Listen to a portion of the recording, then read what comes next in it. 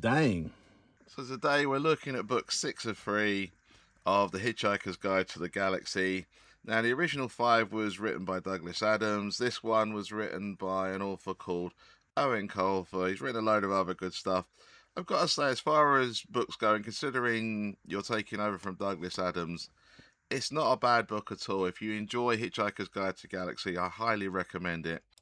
So for the cover, what they've done, they've used a towel material and they've written "Don't panic" on it. Again, if you're familiar with the original series, every hitchhiker has to have a towel with them. Hence the reason for this particular cover. Again, very very clever. I mean, this is a limited edition book cover and limited edition case for it. Now the case has a button on the front that does something. I don't have a clue what it does. It looks like there's some neon on the front, so I'm assuming that lights up. But I don't know if it plays like the Hitchhiker theme, what it actually does. And I've looked online, I cannot find this thing anywhere. So if I press this button here, I'm getting nothing. But it does look like this definitely does light up and it definitely does do something. And we can see there's a little battery compartment in here that needs to be addressed. Yeah, so someone's managed to use the wrong size screwdriver. So I'm just trying to find the right size screwdriver head here to try and get this out. And I'm using this set from Temu. Now, we'll find out in a little while why that probably wasn't a good idea. So what I'm going to use is a rubber band here just to kind of take up some of the space. When I put the screwdriver in, I'm hoping it's going to give it enough grip and be able to remove this tiny little screw. It's an absolute pain. Yeah, that's not good. So basically, the end of the Temu screwdriver is broken. However, I don't think this screwdriver is designed for heavy duty work anyway, and I was putting quite a lot of pressure on it, and the end of it's plastic. I don't know what I was thinking there. So unfortunately, it's damaged it a little bit. However, if you look at this case, you can see it's got scratches on it. You know, it's not ideal. The corners have already been taped up where it's split apart. Again, it's annoying. I didn't want it to have any further damage, but unfortunately, that's what happens sometimes.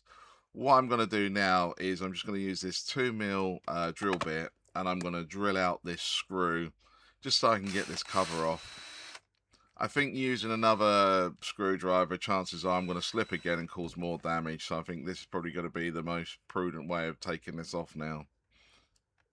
And that screw is in there tight as well. It is properly being screwed down. I'm just going to clear the swarf away with this little magnet.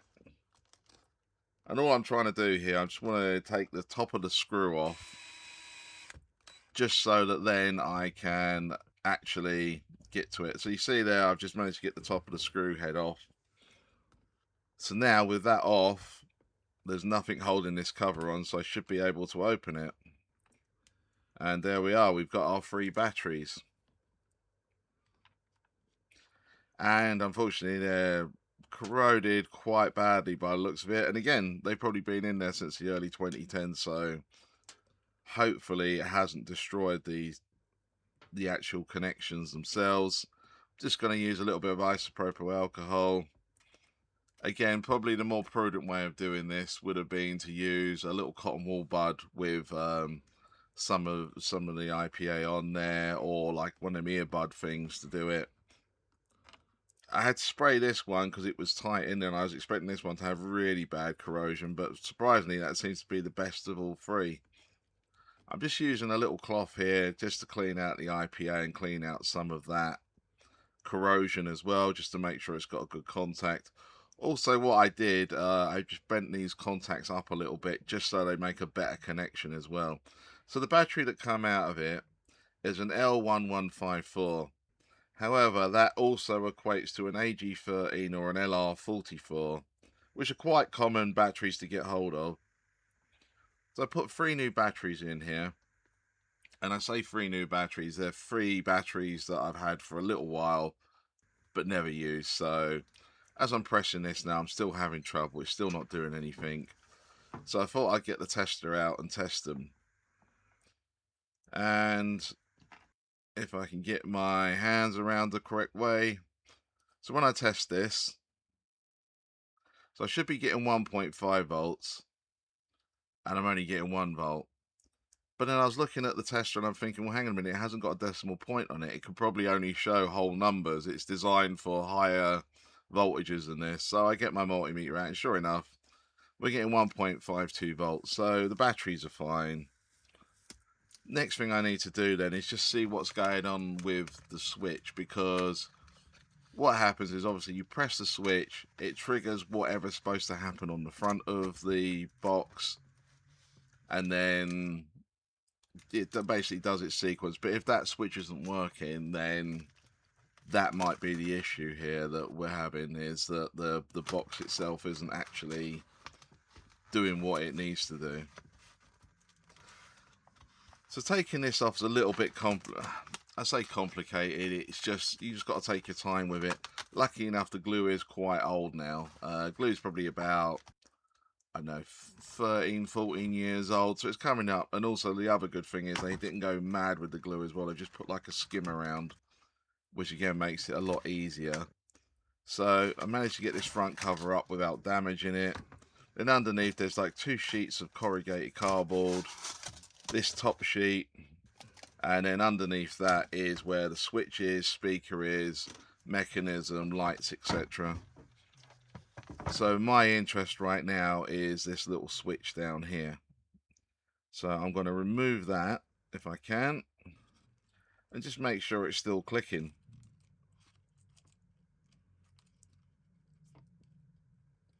So if I press the front of that, still making a clicking noise. So we're going to try it again. So I put the batteries in, I'm just going to press it.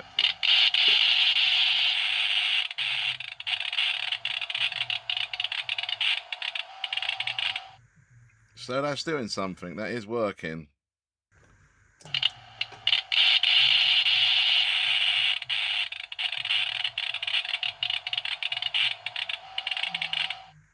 Now, to me, the sound doesn't sound great.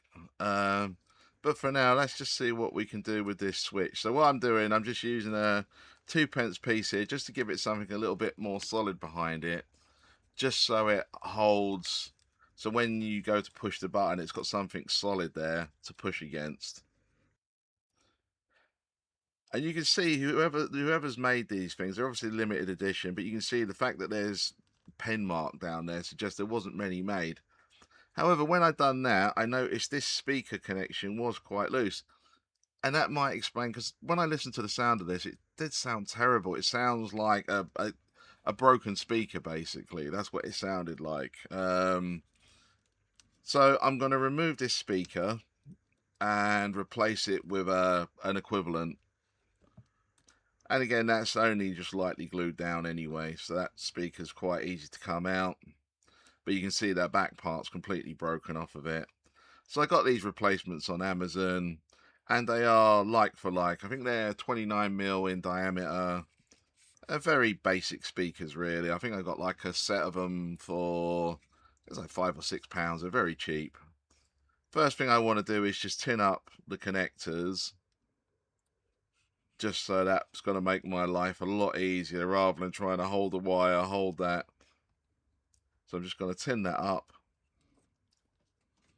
Then I get the wire. Then one thing I didn't realize, obviously this is a magnet on the top, so you can see it's getting attracted to the soldering iron tip. So again, if you're soldering a speaker, especially one this small, you've just got to come at it from a particular angle, otherwise you'll be chasing the thing around all day.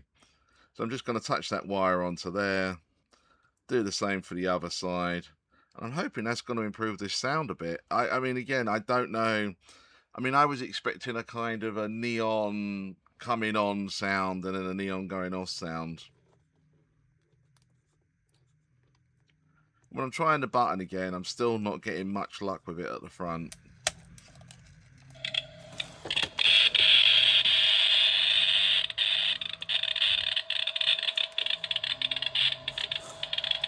So with that new speaker, it still sounds pretty much the same. So if anyone already has one of these and knows what it's supposed to sound like, please let me know. I like the fact that all this is just some LEDs, and they've obviously used some kind of clear pipe or something to make the neon. I say it's a very well put together box. Very clever, very innovative. But again, like I just a feeling really. I don't think that sound should sound like that. So as I say, if anyone does have one of these, by all means, let me know what it should sound like, or if it is supposed to sound like that. I mean, it's possible it is supposed to sound like that.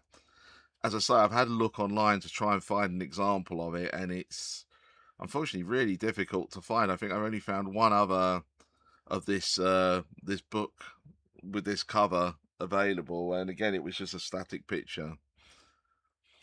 Right now, what I'm going to do, I'm just going to glue this back down again, and the glue was only on this section here where the switch is, and just to hold it down in place, I'm going to use a little weight. I think this is like a 1.25 kilo weight. Then I just happened to have a load of old hard drives hanging around, so I thought, time to use them, put them to use, and just stack them on top to put a bit of extra weight on there. And I'm just going to leave this for 24 hours now, just so make sure it stays okay. Also, just want to check the bottom here, make sure I'm not crushing the box or anything, because I mean, it's already damaged enough. I don't want to damage it even more. Just taped up them corners again, so I put it all back together again, taped up them corners. And for now, with the actual battery cover itself, I've just used a bit of sellotape just to hold it down in place. Again, at some point, I need to get that screw out, so I'm either going to have to drill all the way through and re-tap it, or get a self-tapping screw or something. But for now, I'm going to leave it there, so I'm going to put this book back in here, close it up, and just give it one last try. And the thing is, now, at least I can activate it from the front.